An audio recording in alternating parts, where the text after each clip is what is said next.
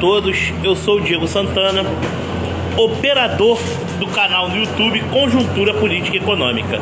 Se você ainda não é inscrito, se inscreve no canal, aperta os sinos para receber as notificações.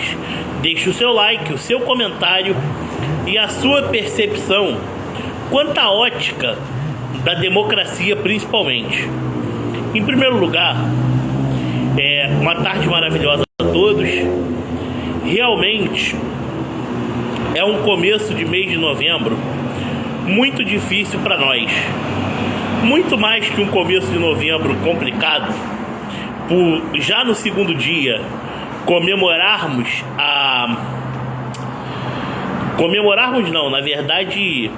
celebrarmos, os pesares dos entes queridos.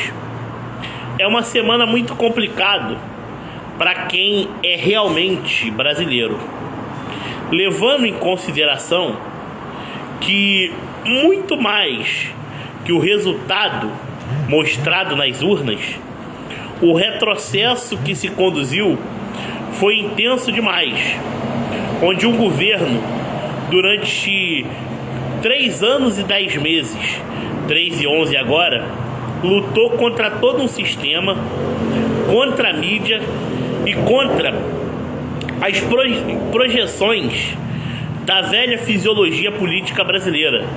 Não conseguiu sequer fundar o seu partido, Aliança pelo Brasil.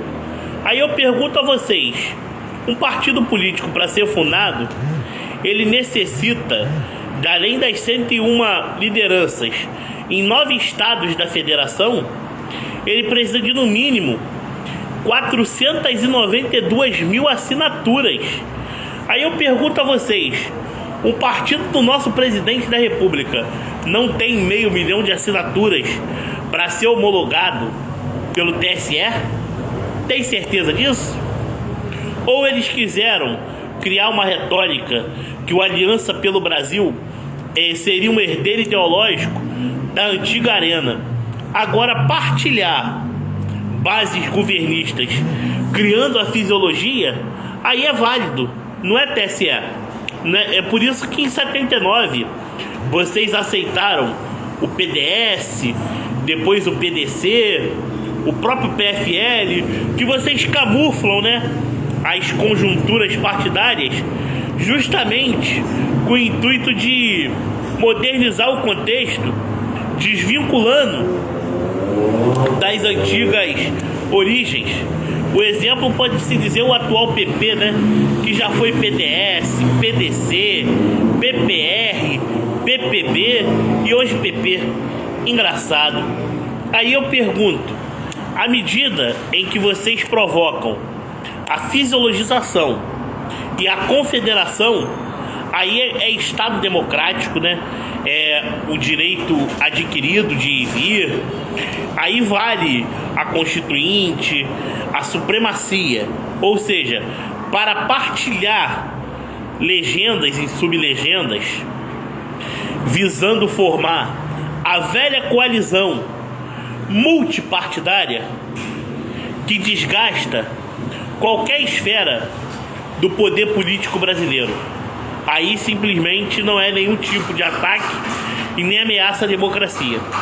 Agora você cria um partido carregando consigo os ideais do patriotismo, aí ele não tem valor, Que afinal a bandeira verde e amarela foi utilizada por nós para fazer campanha eleitoral e utilizamos indevidamente imagens do dia 7 de setembro.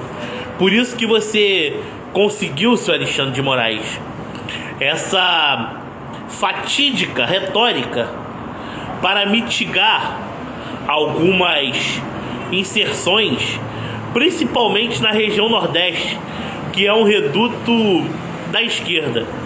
Se vocês acham que o Nordeste é tão fiel a vocês, a tal ponto de não largar o ex-presidiário por nada, por que lá não pôde chegar a mensagem do presidente Bolsonaro?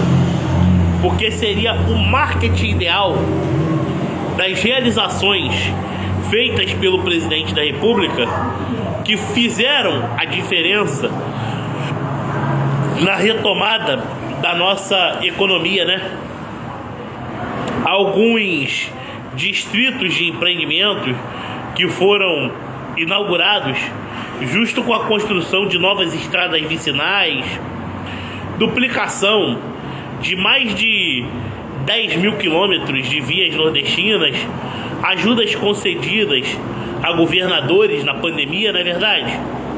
Hospitais reformados, tudo isso eles não levam em consideração o que o governo fez para o desenvolvimento de uma das mais pobres regiões do país, não é verdade? Isso daí não vale. E fora a emblemática obra, que é um dos maiores legados que Jair Bolsonaro está deixando, que é a transposição das águas do São Francisco. Porque o que o ex-presidiário se nega a falar é que ele iniciou essa obra logo quando ele assumiu, correto? Através do antigo programa Brasil em Ação do ex-presidente Fernando Henrique, hoje seu aliado, hoje não, né? Na vida toda seu aliado, apenas a falsa oposição do velho teatro das tesouras, como bem diz a série Brasil Paralelo. E mais que isso, essa obra foram feitas em torno, senhor ex-presidiário de São Bernardo do Campo, que se diz ou se intitula presidente eleito pela terceira vez, mais de 5 contratos licitatórios com diferentes preços e com disponibilidade para lá de fajuta no portal da transparência. E fora que, com o intuito de eleger Dilma Rousseff em 2010, o senhor colocou essa obra no colo do programa de atraso ao crescimento, como bem disse o pastor Everaldo nas eleições de 2014, onde o PAC sequer concluiu menos de 20% dos projetos previstos no pacote do desenvolvimento que vocês criaram no governo de vocês. E fora que vocês deram essa administração pro seu Renan Calheiros e também pro seu Delcídio do Amaral, de 4 bilhões por ano destinados ao PAC, não é verdade? E quantas obras foram feitas nesse meio tempo? E criou-se 3 fases do PAC. Ao todo, se atingiu 20% dos projetos previstos. Foram muitos, na verdade. Agora, endividar o país, criar uma falta de rumo da prosperidade, apenas abrangendo das riquezas que o país já obtém, vocês tiveram em alguns momentos de crescimento contínuo. Porém, com limite ideal quando estourasse a primeira crise global. Haja visto que apenas economia impulsionada não é uma economia verdadeira. É apenas uma consequência do que se acontece no resto do mundo. Agora, eu quero ver cortar na própria carne e criar metas de investimentos em prol do desenvolvimento. Além de tudo, dessa infraestrutura precária que vocês deixaram, vocês criaram novas cargas tributárias que burocratizaram os empreendimentos no Brasil. O que vocês vão fazer a partir de agora? Taxar o Pix? Ou, quem sabe, aumentar os custos de quem mais gera emprego nesse país, do MEI, que vocês dizem que não é trabalho, para pagar novas pastas ministeriais? Vocês vão dar o Ministério da Micro e Pequena Empresa, que existia no governo de vocês, que na época era do AFIF, agora para Tebet? É isso que vocês vão fazer? A economia na mão do Haddad ou do Meirelles? Qualquer um dos dois que vocês assim fizerem vai dar problema do mesmo jeito. Com o Meirelles, vocês conseguem maquiar a curto prazo, jogando dinheiro de forma irresponsável e juros lá para baixo, sem pensar nas reais consequências futuras, às custas, quem sabe, até mesmo do endividamento do país, onde vocês darão o Tesouro Nacional como garantia e com isso aumentarão os juros, até mesmo para pagar eventuais inadimplementos que vocês vierem a causar. Todo mundo já conhece o modelo econômico que vocês defendem, onde tudo está a serviço do Estado, principalmente os setores estratégicos, que acaba se tornando um aumento desenfreado da despesa pública e com isso não permite que o país cresça nas devidas proporções que nós assim desejamos, porque vocês não querem isso. Vocês querem a estagnação de longo prazo, apenas querem sugar riquezas para depois ainda se mostrarem supostos salvadores da nação. Vocês gostam é de colher frutos e quebrar esses frutos. Se vocês conseguirem de alguma maneira assumir o governo, vocês vão pagar reais consequências de longo prazo, pelo simples fato que o modelo de política econômica que vocês implantam é de sugar até acabar. Logo, sequer pode esperar prosperidade de longo prazo. Pelo contrário, chega-se uma conta caríssima que nós pagamos e sabemos bem o preço, que envolve alta tributação, juros nas alturas e dívida acima do valor do PIB nacional, se colocado até a níveis mensais, porque vocês conseguiram, principalmente no período mais desgastado do governo Dilma Rousseff, a grande façanha da destruição, colocando recursos a ponto de aumentar 3 vezes a taxa de juros depois de Dona Dilma reeleita, porque vocês seguraram a crise econômica. E nisso que vocês seguraram a crise econômica, manipularam o câmbio, manipularam a taxa de juros e subsidiaram por canetada os preços dos produtos. Isso tudo gera uma grande despesa que eleva não só a dívida pública, como provoca o desemprego, a quebra de concorrência e o fechamento de inúmeros empreendimentos estratégicos. Os frutos dessa política econômica que vocês fazem é os frutos de zero crescimento, os frutos da incompetência, os frutos de um Estado inchado, onde não tem metas nem rumos e apenas joga para frente o volume da dívida pública e justifica déficit como se fosse bom, pelo fato de que possivelmente vocês estivessem investindo na geração de emprego.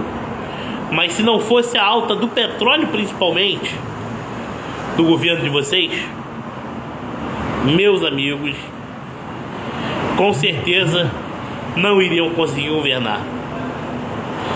Logo, por isso que vocês duraram o tempo que vocês duraram.